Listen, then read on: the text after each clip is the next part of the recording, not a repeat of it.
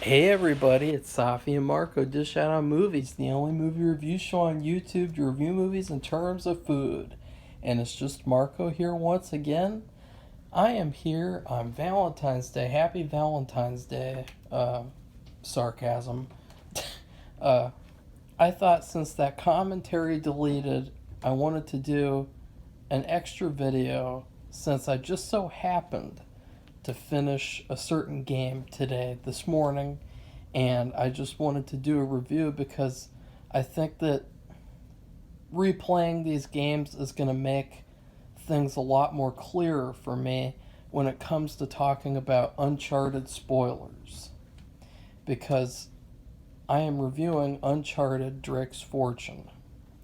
Now, here's the thing I never played this game for the longest time. I, I first played the second one, and I thought it would be a big downgrade to play the first one after playing and just after continuing the series, so I never really got around to it. I, what I would do though is I actually had the demo to the game, and I would just play the demo over and over and over again, which was one of the chapters where you're in the forest killing pirates, and I always loved that chapter, and I would actually replay the demo over and over and over again because it was so fun, and I loved it, and I loved the shooting mechanics, and I loved the setting and the rocks and the greenery, and like looked really cool, and I loved how dark it looked too. It had a very dark, ominous look, and I think that that's something to keep in mind because I am going to be reviewing the remastered edition, which is different to say the least. And what happened is I then played it on PS Now. I beat the game, and since then I've always maintained that that is my favorite Uncharted game. And I think that my opinion has changed again after playing this remastered edition, because what happened last week is I went to Goodwill bins where everything is really cheap. You can get clothes, you can get movies, DVDs, books, all sorts of stuff. And I found the Nathan Drake collection for 10 cents. I'm not kidding you, because it's like 70 cents for a pound of stuff, or it might be even less than 10 cents. It might be even like 1 cent or less. That's how much I paid for this brand new Nathan Drake collection, and I thought that's amazing. I gotta play that. I gotta take advantage. And then maybe I'll sell it like later on, a lot later on, because it's so fun. And automatically, when I started replaying the game, I was like, this is different than from what I remember. And so let's get into it. This game, and what I mean by different is it's very polished. It reminds me a lot of Part 4, the way that it's, because I guess they remastered it after making Part 4, because it has an advertisement for Part 4 on the cover, and it really feels that way, unfortunately. Like, when you play a game, you don't want it to feel like the fourth game in the series. Like, you want it to feel like its own game. You know what I mean? Like, for example, the Call of Duty games. Do you want a Black Ops game to feel like a Modern Warfare game?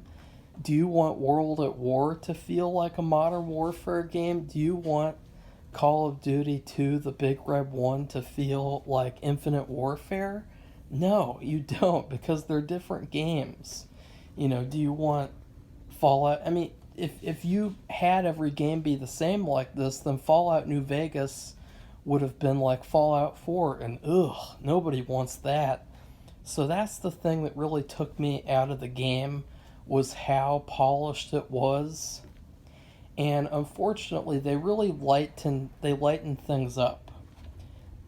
The lighting in the original game is very dark and ominous and creepy, and it's honestly kind of like a horror game as it goes on, and it really it has fantastic lighting. really good like adventure style lighting that sets it apart from the second game. Because then in the second game, it's a lot lighter, and you have like this. What was that place called? Oh shit, I'm forgetting. But you know the city, the oh fuck. But you know that to oh Tibet, yeah, Tibet. You know, you have modern uh, cityscapes like that look a lot lighter in contrast to the first game, and now all of that is going to be ruined because all the games have been remastered in the same light and they all look kind of the same. And so I really don't like that. But just in talking about the story, I've already seen the movie. By the way, I saw it early. Wink, wink. And wow. It is so much different than the movie. It's not even funny. And what's even worse is that watching the movie and then playing the game, they don't feel connected at all. And I know there's a lot of people who are going to be like, well, who cares if it's like the game? Well, I do, because that's literally what it's based off of. You know, you don't make a movie based on something and then have it be nothing like it. You know, even in Stanley Kubrick's The Shining, it feels like the book in some ways because he has stuff from the book. and and so yeah, I have to take issue with that because the game the game is so much better than the movie. It's not even funny. I mean, the character of Nathan Drake, he's so cool. He's funny. He's young. But at the same time, he's an alpha male. You know, he's really badass, and you really feel that he can survive any struggle or any challenge. And he's fast and he's agile and he's really cool. And I think that the game's story reflects that, whereas in the movie, it really just reflects that he's like a young teenager or something. Like, it really doesn't feel like he's an adult. It doesn't feel like he is the character from the first game. And then you have Sully. He's really cool character. He's such a great sidekick character too. It probably wouldn't work if he was the main character in any game. Sorry, like I don't ever want to play a Sully prequel game or see a Sully prequel movie like they kind of wanted to do from the new movie. They're kind of like making it so that he's young enough to where they could technically make a Sully movie. And then Elena, she was the weakest of the three. She was a decent character, but she wasn't really that good in this game. She gets much better in the second one, and then in the third one, she's kind of like her character goes up and down because she a lot of the time she's just very dramatic and she just does what the plot needs her to do. She feels what the plot needs her to feel. And so sometimes it doesn't even feel like she's a really well-rounded character. In this game in particular, she gets taken hostage. She's the fish out of water with Nathan, and she's not used to, she's having trouble being in this jungle environment, and she's really kind of weak. And I feel like that's a weakness of the game because her character is a big focus of the game. I mean, that's one thing. That's one negative of the game that I noticed, though, is that it was so inconsistent. The levels, the chapters, how each one, they would keep on switching and switching and switching. Like, this is a chapter with Sully. This is a chapter with Nathan. This is a chapter with Elena. This is a chapter with Nathan. And, like, just switching and switching and switching. I really didn't like that at all. I hated that. That was probably my biggest issue with the game. I prefer does the second one? No. That's one thing that I actually like about the fourth one, even though I hate the fourth one, is that you spend a lot of the game with the same character, Sam. and I like the consistency. You know, I don't like the switching up and you're just hopping around because it feels a little bit like plot convenience. Like they're like, okay, we've had some funny back and forth with Sully. Now let's have a romance chapter with Elena. Or now let's have a chapter where Nathan is all alone and he's got to fight by himself. And, I didn't like that. The quest in general, I like, but it really does feel rushed. It feels very bare bones and minimalistic. I do like the setting though. I really love the jungle environment. I love the underground areas with the puzzles and everything, and I love the city, the old city made out of the ruined city, and I love all of those environments. But as the game goes on, it feels kind of like it's rushing, and so by rushing, they're kind of rushing through these environments, and they're not really taking full advantage of them, and and then at some points later on in the game, it feels like in other environments they're really slow, and they're moving really slow through there. Like there was this really boring sequence where I don't know where it, I can't remember where it is, but you have to like climb up onto this wall and like climb all the way over and then jump onto another wall and climb all the way. Like I know that sounds funny, but it like dragged on, and then you go into an area where you shoot, and it feels very formulaic in that as in that section of the game. In terms of good things, this is a shooting game. To be honest, like I wouldn't really. I would say that this is a shooter's game first, and an adventuring game second. And that's something that I kind of have an issue with because I prefer it in the second game where it's more of an adventure rather than just a straight up shooting game. You're just shooting and shooting and shooting the whole game, this first game. And to be honest, it's like, he needed to because they're trying to kill him. I'm not taking issue with that. I'm just saying, like, in terms of variety, it felt kind of one note in that sense. Uh, and it's so funny how this is an issue that I didn't bring up when I reviewed the movie. And it's not a spoiler for the movie at all. But in the movie, he literally doesn't shoot a gun the whole movie. And then at the very end, he shoots a gun for like 2 seconds, the shot that they used in the trailer. And so it's like, it's just hilarious that in this game, he's like a cold blooded killer. He's just shooting people right and left. Like, he's shooting so many people that he is like a one man army from a Black Ops game. But in the movie, he doesn't shoot anyone, and he doesn't even fight hardly in the movie either. And so, yet again, it's just another thing that the movie did wrong that you see in the game.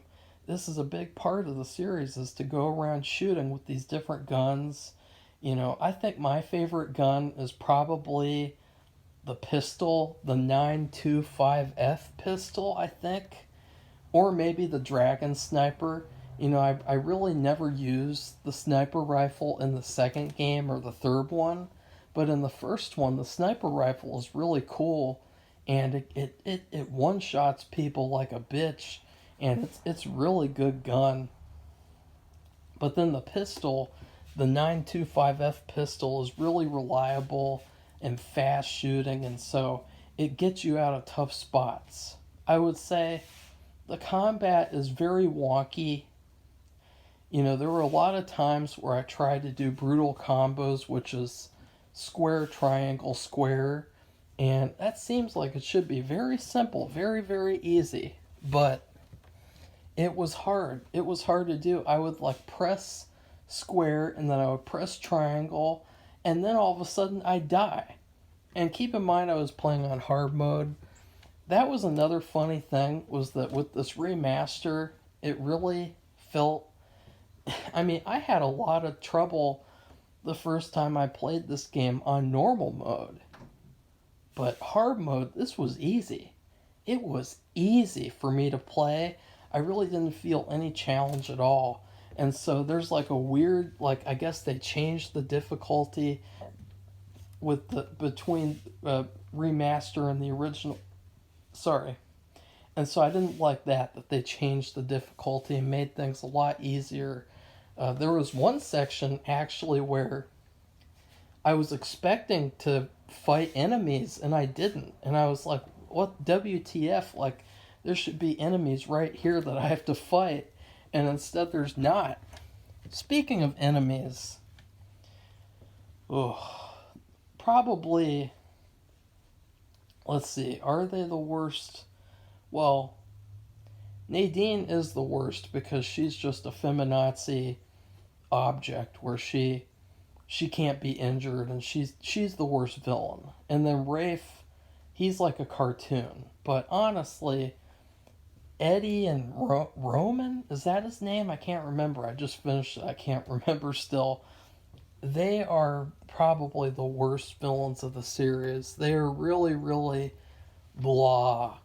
They are just the most mediocre, mundane, boring villains that you could think of. They're like cardboard cutouts, and I think that sucks because it kind of shows that the game wasn't really about having a good villain. It was more about just Nate and having and watching him go on this adventure.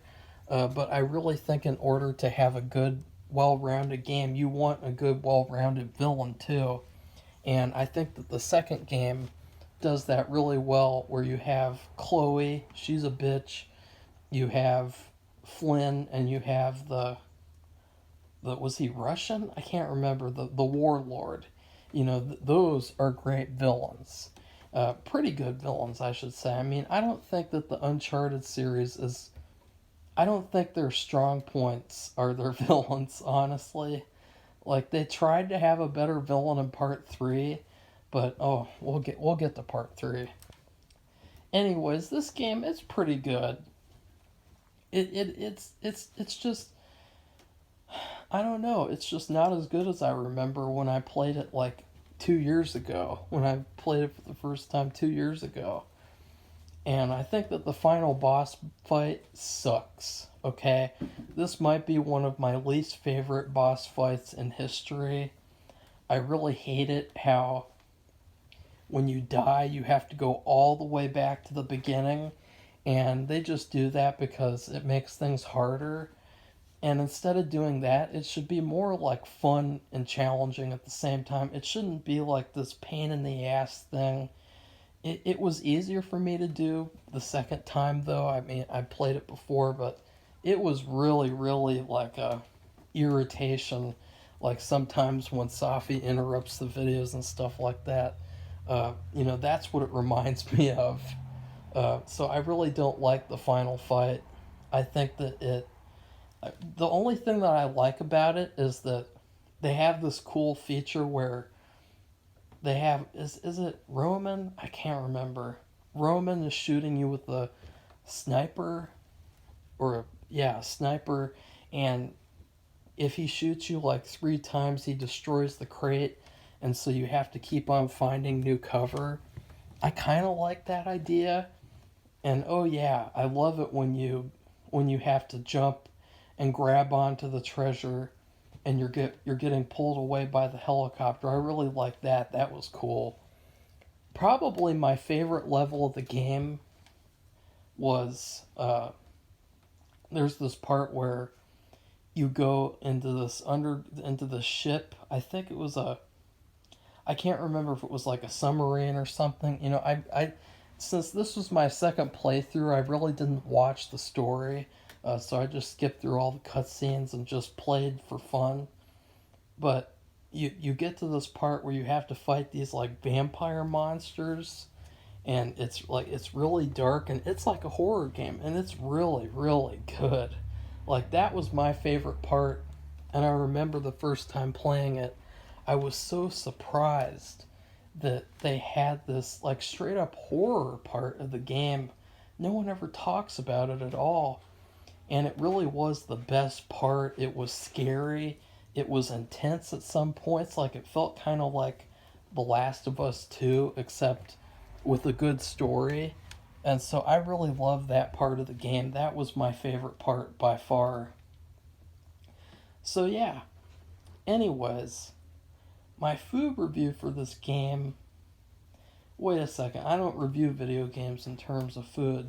I give this game a B plus. Even with all the negatives that I've said, it's still a fun game. It's just very one note, and I might not be playing it for a while. I might not be replaying it because I really love to replay games to get the trophies. But I think with this one, I don't really have an urge to replay it like I do with other games in the series, like Part 2, which I'm on, and I've already played. Spoiler alert, I have played Part 2 about 10 times, probably over the years, and so I can't wait to play that. I can't wait to play the third one again and do a rant about that one. And I'm not playing the fourth one again because I've already gotten a platinum trophy for that game. I'm not playing it again. I might do a review though, just to talk about it in comparison to the movie. Because as I said, this game is nothing like the movie. And so if you're going to adapt a game, then you should make it like the game and not fucking change things around, so that you can stick with the trends and you can be with the popular crowd.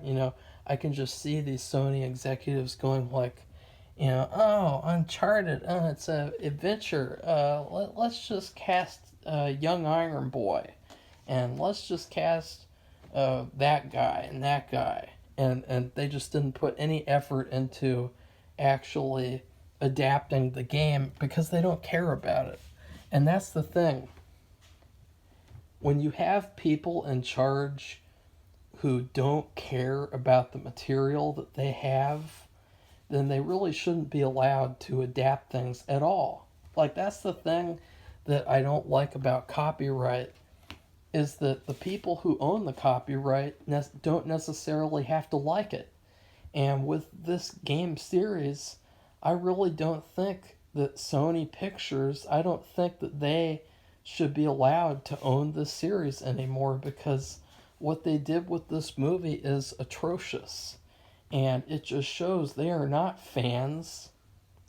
And, they could have made anything. This just shows they could have made any movie, and you'd have all these fanboys and all these fangirls, and they'll still say it's good, and they'll still go see it 5 times, and they'll say, oh my god, best movie ever.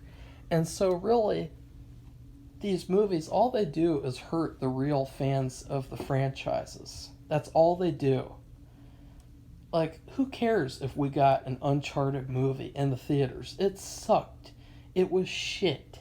It wasn't even an Uncharted movie. It was just a young Iron Boy ego boost movie. So I would say that I really don't think that they deserve to have this franchise anymore, because they have proven that they are not fans. They don't care about what the fans want, and they are not capable of making the decisions to make a good Uncharted movie.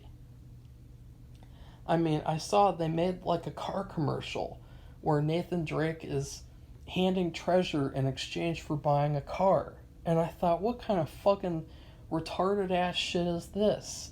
Like, ugh, gross. You'd never see the video game Nate doing that. He probably would do some commercial, like some car commercial, but he wouldn't do some dumbass shit like handing treasure to a car dealer. Like, that was just, oh god, oh, that commercial is still giving me PTSD, and I saw it on Wednesday. So yeah, I like the game quite a bit. I just think it's a little one note. I love the music though. That's another thing too. This series has great music. It might be one of my top 10, maybe top 5 video game scores of all time. I love that main theme with the, I'm not going to repeat it because I'll just sound like a weirdo, but I love that main theme that kicks in at the end of the game. It feels pretty epic. It just doesn't feel like a full adventure. It feels more like a 6-hour shooting game that I completed over the weekend after I rented it from Blockbuster and ate some fucking. You know what I used to do at Blockbuster? I used to get. They had a 2-foot long gummy snake, and I would get that and I would eat it and get sick from it. That's what this reminds me of. So I guess my food rating for this game, even though I said I wasn't going to rate it in terms of food, I would rate this game a green apple gummy snake that you can get from Blockbuster. It's a 2-foot long gummy snake. That's what this game is. But I know that with the sequel, it definitely improves it. So it shows that people had criticisms of the first game and they listened. Now, the one thing that I am so glad that they remastered was the boat mechanics. There is a section of the game that used to make me so angry playing it when I played it for the first time. It made me so angry that I almost wanted to quit the game. And it's the section where you're driving a boat around and Elena either has a pistol or she has a rocket launcher. And that mission used to be so hard for me, and I would like rage quit and I wasn't able to complete it. I really think that the remaster fixed that, and so that is the one thing that I will give the remaster. I am glad that they made that easier. And so now, if you guys have trouble with that sequence, what I would do is just drive a little bit and then sit there and shoot. And drive a little bit and sit there and shoot. Don't go full speed like you're in a race. It's not a race at all, except for when, the current is moving you back, and with the explosive, you do need to pay attention to the time with those because you don't want to get exploded by one of those barrels. Because I died like 5 times when I played that sequence. So yeah. Anyways, please like this video, comment, and tell me what you thought of Uncharted Drake's Fortune. If you'd like to talk about if you'd like to, discuss anything that I talked about, feel free to comment because I'd love to have a discussion. It's sad. I am kind of disappointed that it isn't as good as the first time I played it, but it might just be because it's the remaster, and it did not feel like the first time, where it was very dark, very creepy, very gothic, even though it's in this tropical environment. And then please subscribe to our channel if you'd like to see more video game reviews. And happy Valentine's Day. Goodbye, everybody. See you soon.